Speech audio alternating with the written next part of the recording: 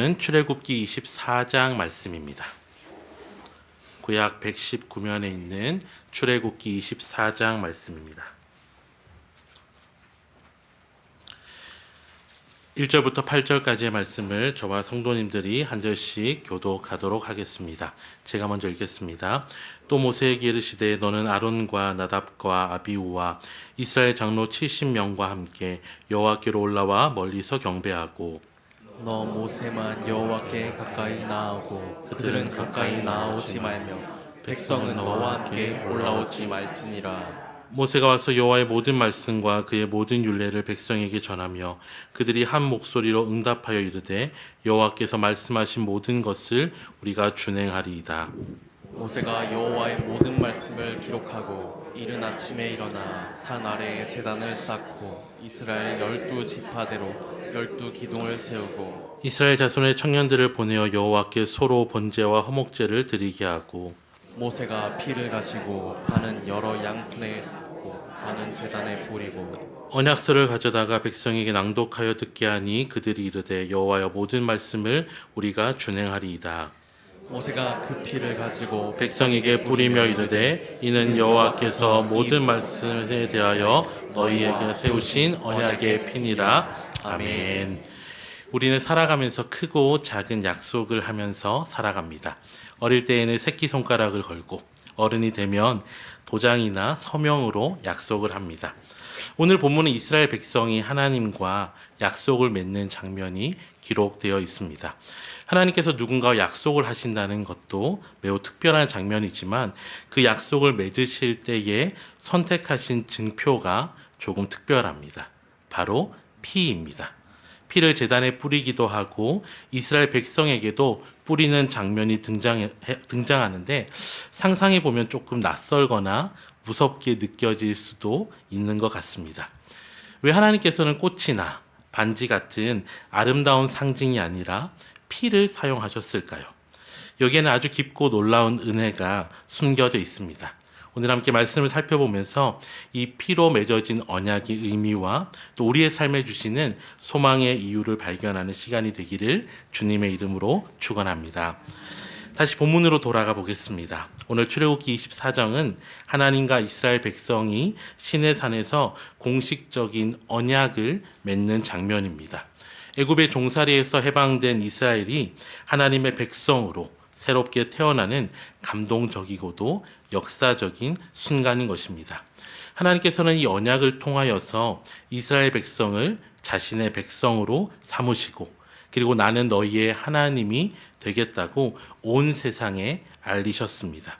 마치 한 남자와 한 여자가 결혼 서약을 통하여서 함께 할 것을 약속하며 또 새로운 가정을 이루는 것처럼 하나님과 이스라엘은 이 언약을 통하여서 새로운 관계로 들어간 것입니다.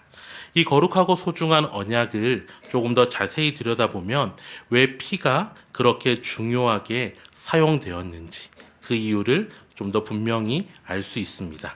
먼저 출애굽기 24장 3절과 7절을 다시 한번 읽겠습니다. 모세가 와서 여호와의 모든 말씀과 그의 모든 율례를 백성에게 전하매 그들이 한 소리로 응답하여 이르되 여호와께서 말씀하신 모든 것을 우리가 준행하리이다. 언약서를 가져다가 백성에게 낭독하여 듣게 하니 그들이 이르되 여호와의 모든 말씀을 우리가 준행하리이다. 모세가 하나님의 모든 법도와 말씀을 백성들 앞에서 낭독하자 백성들이 다 한 목소리로 하나님께서 말씀하신 것을 우리가 다 지키겠습니다라고 대답하였습니다. 제가 만약에 하나님이었다면 이 모든 백성들이 한 마음으로 우리가 하나님만 섬기겠습니다라고 고백할 때 그 고백을 듣고 야, 너희가 정말 이렇게 한 마음으로 나를 섬기겠다고 하니 나도 너희의 하나님이 되어주겠다라고 선포하였을 것 같은데 하나님은 그러하시지 않으셨습니다.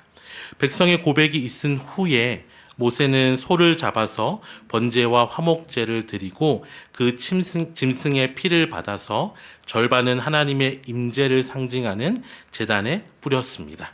그리고 나서 나머지 절반은 언약궤에 담긴 말씀을 낭독한 후에 백성에게 뿌렸습니다. 그리고 나서 8절에서 이렇게 선언하였습니다. 함께 읽겠습니다. 모세가 그 피를 가지고 백성에게 뿌리며 이르되 이는 여호와께서 이 모든 말씀에 대하여 너희와 세우신 언약의 피니라. 하나님은 백성의 고백을 언약의 증표로 삼으시지 않으시고 피를 언약의 증표로 삼으셨습니다. 그것은 피가 가지는 중요한 의미가 있기 때문입니다. 이 성경에서는 피는 곧 생명 그 자체를 의미합니다. 우리 몸에서 피가 다 빠져나가면 살 수 없듯이 피는 생명과 직결되어 있습니다. 레위기 10장, 17장 11절도 함께 읽어보겠습니다. 육체의 생명은 피에 있음이라. 내가 이 피를 너희에게 주어 제단에 뿌려 너희의 생명을 위하여 속죄하게 하였나니 생명이 피에 있으므로 피가 죄를 속하느니라. 피는 생명을 의미합니다. 따라서 이 피로 언약을 맺었다는 것은 하나님의 굳은 결심을 보여줍니다. 마치 하나님께서 내 생명을 걸고 반드시 이 약속을 지키겠다라는 신실하시고 절대적인 의지를 표현하고 계신 것입니다.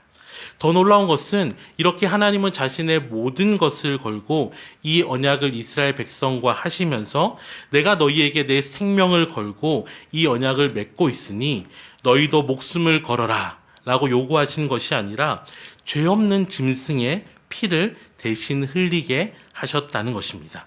다른 말로 하면 하나님께서는 이 언약을 맺으시면서 이 언약이 지켜지는 것에 대한 책임 또한 온전히 자신이 지시겠다는, 어떻게 보면 완전히 믿지는 장사를 하고 계신 것입니다. 물론 백성들이 한 목소리로 우리가 다 말씀을 지키겠습니다 라고 약속한 것은 분명한 사실입니다.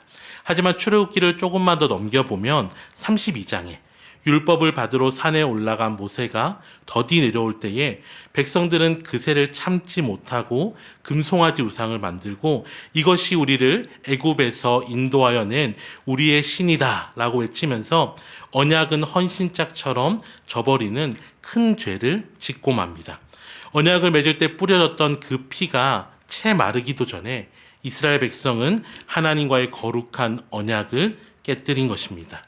이 모든 것을 너무나 잘 아시는 하나님께서는 이스라엘 백성의 고백 위에 언약을 세우신 것이 아니라 하나님 자신의 생명을 걸고 언약을 세우신 것입니다. 그리고 하나님은 진노하시면서도 완전히 그들을 버리지 않으시고 깨어진 언약을 다시 새롭게 하시면서 그들을 기어코 가나안 땅까지 인도하여 주셨습니다. 이스라엘과 맺은 언약을 가벼이 여기지 않으시고 이스라엘 백성의 연약함에도 불구하고 끝까지 신실하게 이 언약을 이루어 가신 것입니다. 여기에서 한 가지 중요한 질문이 생깁니다.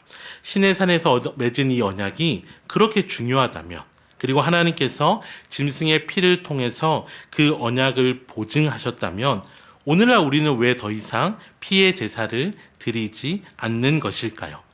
그리고 신약 성경을 보면 오늘 이 출애굽기에 맺은 언약에 대하여서 옛 언약이다라고 부르고 있는데 그 이유는 무엇이겠습니까?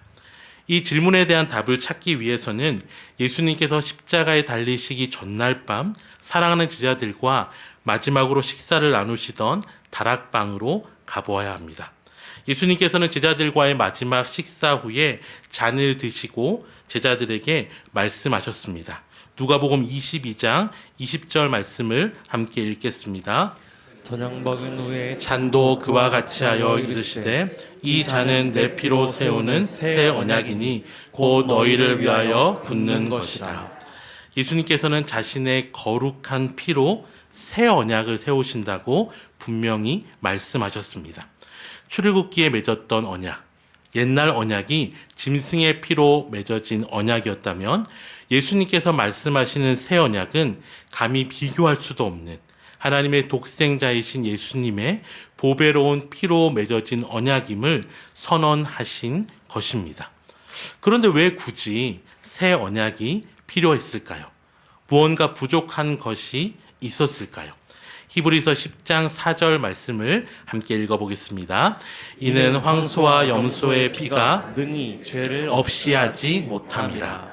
짐승의 피로 드리는 제사는 죄를 잠시 덮어주거나 가려주는 역할은 할 수 있었습니다. 하지만 그것만으로는 우리 인간의 죄의 문제를 근본적으로 해결할 수는 없었습니다. 예를 하나 쉽게 들어보겠습니다. 신장이 완전히 망가져서 제 기능을 하지 못하는 환자가 있다고 생각해 보십시오. 그 환자는 생명을 유지하기 위하여서 일주일에 2번, 3번씩 가서 몇 시간씩 고통스러운 혈액 투석을 받아야 합니다. 이 투석을 받는 동안에는 노폐물이 걸러져서 잠시 몸이 괜찮아지는 것 같지만 그것이 근본적인 치료는 될 수 없습니다. 왜냐하면 며칠이 지나면 다시 몸에 독소가 쌓이게 되고 또 다시 투석을 받아야만 하기 때문입니다. 그런데 만약 이 환자가 건강한 신장을 이식받는다면 어떻게 될까요? 단 한 번의 수술로 그 환자는 더 이상 고통스러운 투석에 의지하지 않고 완전히 새로운 삶, 건강한 삶을 살아갈 수 있게 되는 것입니다. 단 한 번의 이식이 더 이상 투석을 반복할 필요 없는 환자의 삶을 통째로 바꾸는 능력이 되는 것입니다. 옛 언약 아래에서 드렸던 수많은 짐승의 피를 흘리는 제사가 바로 이 반복적인 혈액 투석이라면 예수 그리스도께서 자신의 피로 세우신 이 언약은 단번에 우리의 모든 문제를 완전하게 해결하고 우리에게 영원한 생명과 참된 자유를 주는 신장 이식과 같은 사건인 것입니다. 히브리서 9장 12절을 함께 읽겠습니다. 염소와 송아지의 피로 하지 아니하고 오직 자기의 피로 영원한 속죄를 이루사 단번한 성소에 들어가셨느니라. 사랑하는 성도 여러분, 예수 그리스도께서 우리와 맺으신 새 언약이 우리에게 진정한 그리고 완전한 소망이 되는 이유가 바로 여기에 있습니다. 우리가 하나님의 자녀가 된 것이 우리의 어떤 행위나 노력으로 되어진 거라면 우리는 감사할 수는 있겠지만 우리의 신앙생활이 결코 즐거운 것이 될 수는 없었을 것입니다. 마치 위태위태한 외주를 타는 것처럼 혹여나 우리가 하나님의 자녀의 자리에서 탈락할까봐 두려워하며 살아갈 수밖에 없기 때문입니다. 하지만 예수님께서 저와 여러분과 맺으신 언약은 우리의 행위 위에 세워진 것이 아닙니다. 함께 읽었던 누가복음 22장 20절의 말씀처럼 이 새 언약은 예수님께서 십자가에서 흘리신 보혈 위에 세워졌습니다. 그렇기에 이 새 언약은 우리의 연약함이나 실수, 심지어 우리가 또다시 넘어진다 할지라도 결코 흔들리거나 깨어지지 않는 것입니다. 그래서 우리는 예배할 때에 더 이상 피의 제사를 드리지 아니하고 그리고 우리는 죄 사함을 위하여서 예배하지 않습니다. 더 이상 우리는 두려워하지 않아도 됩니다. 왜냐하면 예수님이 흘리신 보혈은 죄라는 무서운 질병을 겉으로 드러난 증상만을 잠깐 완화하는 그런 정도가 아니라 그 병의 가장 깊은 뿌리까지 완전히 제거하여서 우리를 온전히 치료하는 완벽한 치료제와 같기 때문입니다. 사랑하는 성도 여러분, 이처럼 예수님의 보혈로 맺어진 새 언약은 우리의 죄의 문제를 해결하는 구원의 능력이 됩니다. 하지만 새 언약은 단지 천국에 가는 보증서만은 아닙니다. 오히려 우리의 매일매일의 삶에 신앙생활과 삶을 지탱하는 살아있는 능력이 됩니다. 이 능력이 참으로 많이 있지만 오늘은 2가지 정도를 소개하면서 설교를 마무리하려고 합니다. 첫 번째는요, 함께 따라해 주십시오. 연약함을 자랑할 수 있다. 한 번 더 따라해 주십시오. 연약함을 자랑할 수 있다. 예수님의 보혈로 세우신 새 언약이 주는 깊은 은혜와 소망 중에 하나는 우리의 연약함을 바라보는 관점을 완전히 바꾸어 준다는 것입니다. 세상에서는 연약함을 숨기라고 말합니다. 교회 안에서도 가끔은 연약한 모습을 보여주면 안 될 것 같은 분위기를 느낄 때가 있습니다. 이 반대로 말하면 이 신앙생활이 성과 쌓기처럼 여겨져서 나의 노력과 열심으로 하나님의 인정을 얻어내고 나의 연약함과 나의 아픔은 하나님과 사람 앞에서 잘 숨기는 것이 신앙생활인 것처럼 느껴질 때가 있다는 것입니다. 그러다 보니 연약함이 또다시 드러날 때면 좌절하고 사람들을 의식하고 숨기려 하고 또 하나님 앞에서 죄책감과 수치심에 휩싸이게 되는 것입니다. 혹시 이 부족함 때문에 하나님과의 관계가 멀어지는 것은 아닐까? 나의 연약함을 바라보면서 사람들이 손가락질하지 않을까 하면서 나는 이렇게 요새 기도합니다. 나는 이런 은혜를 받았습니다. 라는 고백은 쉽게 하지만 나는 요새 너무 지쳐서 말씀을 붙들 힘도 없습니다. 나는 자녀 문제로 매일 하나님 앞에서 눈물을 흘립니다. 라는 말은 쉽게 꺼내지 못하는 것입니다. 왜일까요? 그것은 우리 안에 아직도 여전히 내가 뭔가 더 잘해야 하나님과 가까워질 수 있다는 생각이 남아있기 때문입니다.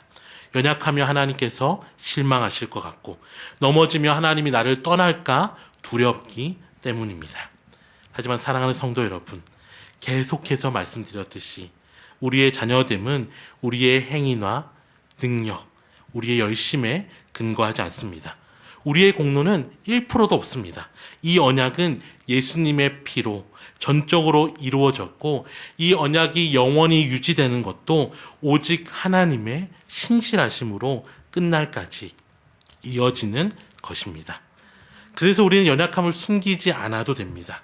노력과 열심으로 무언가를 끊임없이 쌓아가지 않아도 됩니다. 오히려 그러한 삶은 멈추어야 합니다. 그렇지 않으면 결국 우리는 이 두려움의 굴레에서 벗어나 자유를 온전히 누리지 못하기 때문입니다. 하지만 우리 연약함을 자랑하기 시작할 때 오히려 우리 연약함이 우리를 겸손으로 빚어가시는 하나님의 도구가 되어서 더욱 하나님의 은혜를 풍성하게 누리는 통로가 되는 것입니다. 고린도서 12장 9절에 바울의 고백을 함께 읽겠습니다. 나에게 이르시기를 내 은혜가 내게 족하도다. 이는 내 능력이 약한 데서 온전하여 짐이라 하신지라. 그러므로 도리어 크게 기뻐함으로 나의 여러 약한 것들에 대하여 자랑하리니 이는 그리스도의 능력이 내게 머물게 하려 함이라. 아멘. 바울의 위대함은 그가 사도가 된 이후에 끊임없이 놀라운 일을 행하고 연약함 따위는 그의 삶 속에서 전혀 찾아볼 수 없었기 때문이 아니었습니다. 오히려 바울의 위대함은 자신의 연약함 속에서 하나님의 능력이 드러남을 깨달았기에 그 연약함을 숨기지 않고 자랑했다는 것입니다. 그는 자신의 연약함을 발견할 때마다 또 깨달을 때마다 두려워하거나 좌절하지 않았습니다. 오히려 크게 기뻐했습니다. 왜냐하면 이런 나를, 이런 부족하고 이런 연약한 나를 영원토록 붙드시며 그 언약을 신실하게 이루어 가시는 하나님을 향한 감사와 기쁨으로, 그리고 그가 어떤 자리에 있든지 늘 하나님 앞에 겸손함으로 머물 수 있는 통로로 삼았기 때문입니다. 우리 사랑하는 성도 여러분, 예수님의 피로 얻어진 이 언약은 우리가 실패해도 흔들려도 무너지지 않는 것임을 믿으시길 바랍니다. 혹시 지금 연약하십니까? 지금 흔들리고 계십니까? 하나님의 말씀을 들어보십시오. 이사야 41장 10절 말씀입니다. 두려워하지 말라. 내가 너와 함께함이라. 놀라지 말라. 나는 내 하나님이 됨이라. 내가 너를 굳세게 하리라. 참으로 너를 도와주리라. 참으로 나의 의로운 오른손으로 너를 붙들리라. 우리가 손 놓아도 하나님은 우리의 손 결코 놓치지 않습니다. 우리가 하나님과의 관계를 붙들고 있는 것이 아니라 하나님께서 우리의 관계를 붙들고 계십니다. 하나님의 의로운 오른손으로 우리를 붙드시고 결코 놓치지 않으십니다. 그 어떤 것도 우리를 붙드신 하나님의 손에서 우리를 떼어낼 수 없습니다. 그러니 기쁨으로 우리의 연약함을 자랑하며 하나님의 은혜만을 더욱 사모하시는 저와 모든 성도님들이시기를 주님의 이름으로 축원합니다. 두 번째는요, 함께 따라해 주십시오. 말씀에 순종할 수 있게 된다. 하나님께서 우리에게 원하시는 것을 두 가지로 압축한다면 그것은 바로 하나님을 사랑하는 것, 그리고 이웃을 사랑하는 것일 것입니다. 먼저 하나님을 사랑한다는 것은 사실 우리의 고백과 결심으로 가능하지 않습니다. 이스라엘 백성이 언약을 맺을 때에 하나님의 말씀에 다 준행하겠습니다 라는 그 다짐은 진심이라 할지라도 금방 식어지고 무너지지 않았습니까? 우리가 아무리 강력한 결심과 진실된 고백을 할 수 있다고 해도 그것이 하나님 사랑이라는 명령을 지킬 수 있는 힘이 되지는 못합니다. 예수님의 수제자였던 베드로를 생각해 보십시오. 그는 예수님을 향하여서 모든 사람이 주를 버릴지라도 저는 결코 버리지 않겠다고 큰 소리쳤지만 정작 결정적인 순간에는 어린 소녀 앞에서 예수님을 3번이나 부인하고 저주했습니다. 하지만 그의 삶이 그렇게 끝나지 않았습니다. 베드로가 다시 일어설 수 있었던 것은 그가 새로운 결심이나 새로운 다짐을 하였기 때문이 아니라 부활하신 주님이 베드로를 찾아가셨기 때문입니다. 베드로가 주님께 나아가서 결심했기 때문이 아니라 실패한 베드로에게 주님께서 찾아오셔서 그를 위한 따뜻한 아침 식사를 준비해 주시고 그를 책망하는 대신에 베드로를 용서하시고 품어주셨기 때문에 베드로는 그 사랑 안에서 다시 한번 위대한 복음의 사도로 살아갈 수 있는 힘과 용기를 얻은 것입니다. 우리도 마찬가지입니다. 우리를 향한 예수님의 사랑의 가장 확실한 증거인 십자가의 보혈, 그 피의 언약으로 인하여서 그리고 사망 권세를 깨뜨리시고 부활하신 예수님께서 여전히 우리를 버리지 않으시고 어제도 오늘도 그리고 내일도 그리고 앞으로도 영원히 우리를 찾아오시기에 우리는 그 사랑 안에서 베드로처럼 다시 한번 하나님을 사랑할 수 있는 힘과 능력을 얻는 것입니다. 이 존귀한 이 능력 있는 주의 보혈을 의지하여서 하나님을 사랑하는 복된 삶을 살아가시는 저와 모든 성도님들 되시기를 주님의 이름으로 축원합니다. 이웃을 사랑하는 것 또한 마찬가지입니다. 이웃을 사랑한다는 것은 예수 그리스도를 알지 못한다 할지라도 불가능한 것은 아닙니다. 하지만 다른 사람을 진심으로 용서할 수 있는 능력, 조건 없이 사랑할 수 있는 능력, 마음의 깊은 상처를 극복하고 온전히 사랑할 수 있는 능력, 나의 유익과 즐거움이 하나 없어도 사랑할 수 있는 능력은 결코 예수님의 피의 언약이 아니고서는 불가능합니다. 우리 모두가 사랑하는 나 같은 죄인 살리신 이 찬양을 작곡한 존 뉴턴은 젊은 시절의 양심의 가책이라고는 전혀 없이 수많은 흑인들을 노예로 팔아 넘기던 악명 높은 노예선의 선장이었습니다. 그의 손에는 수많은 사람의 눈물과 피가 묻어 있었습니다. 그러나 그런 그에게도 예수 그리스도의 십자가의 복음이 들려왔고 그 피의 능력이 그의 완악했던 마음을 녹이고 그의 삶을 송두리째 변화시켰습니다. 그에게 예수님의 보혈은 자신의 삶을 바꿨을 뿐만 아니라 이웃을 억압하고 착취하던 삶에서 180도 바뀌어서 평생을 이웃을 사랑하는 삶으로 변화하게 하였습니다. 이후에 나 같은 죄인 살리신이라는 너무나 아름다운 찬양을 만들었을 뿐만 아니라 남은 생애 동안 노예제 폐지를 위하여서 헌신하며 수많은 이웃을 주님께로 인도하는 이웃 사랑의 삶으로 거듭나게 된 것입니다. 이처럼 예수님의 보혈을 의지할 때에 우리의 연약함을 자랑하게 되어지고 하나님과 이웃을 사랑하는 삶을 살아가게 되는 것입니다. 이제 말씀을 마무리하겠습니다. 오늘 하나님께서 피로 맺으신 놀라운 언약의 은혜를 함께 묵상했습니다. 시내산에서 이스라엘 백성과 하나님께서 맺으셨던 언약은 하나님의 생명을 건 신실한 약속이었습니다.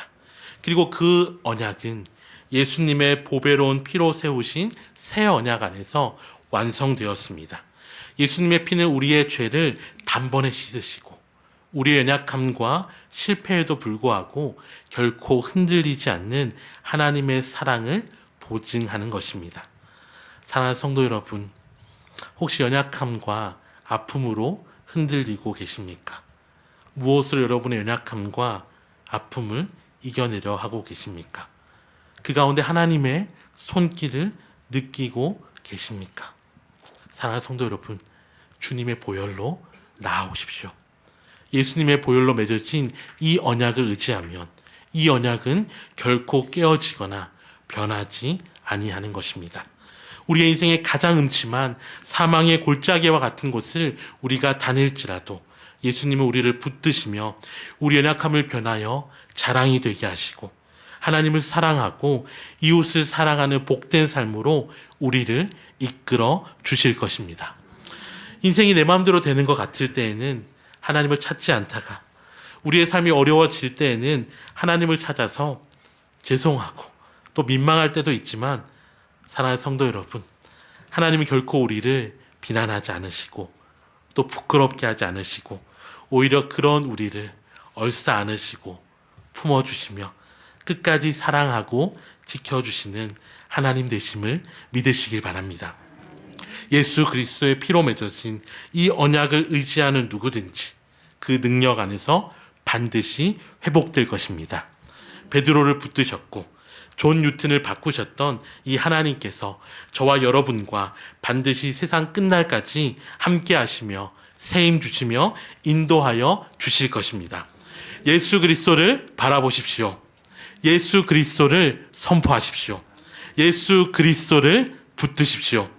예수 그리스도와 함께 살아가십시오. 변치 않는 예수 그리스도의 보혈의 능력이 기쁘고 슬프고 괴롭고 즐거운 우리의 모든 삶 가운데 우리와 함께 하셔서 그 은혜와 능력을 풍성하게 경험하는 그 놀라운 은혜를 누리는 저 우리 모든 성도님 되시기를 주님의 이름으로 축원합니다. 함께 말씀을 기억